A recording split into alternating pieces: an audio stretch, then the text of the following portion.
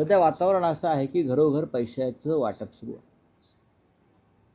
पैशाची पाकिटं साडीतून, वृत्तपत्रातून कार्यकर्ते घरोघर जाऊन पैशाच्या पाकिटांचं वाटप सुरू आहे.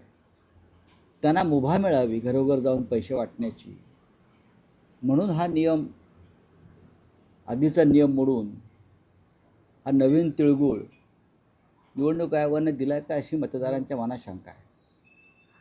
त्याचं कारण असं आहे की ठिकठिकाणी पैसे वाटणाऱ्यांना बदललं जात आहे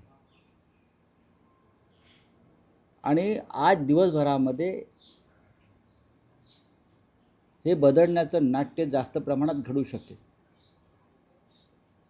कारण जित्याची खोड मेल्याशिवाय जात नाही, हे शिंदे गट आणि भाजपच्या बाबतीत मला म्हणायचं. हिंदू मुसलमान आणि पैशाचं वाटप याशिवाय ही निवडणुका जिंकू शकत नाही. यांना कोणताही विचार नाही, फक्त पैशाचं वारेमाप वाटप,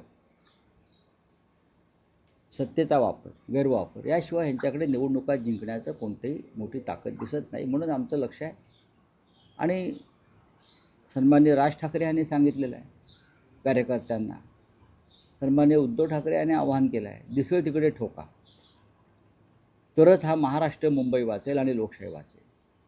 लोकशाहीच्या रक्षणासाठी जर अशा लोकांना ठोकलं तर लोकशाही नावाची जी संस्था आहे ती ठोकणाऱ्यांना आशीर्वाद दे. बोला. अजित पवारांचं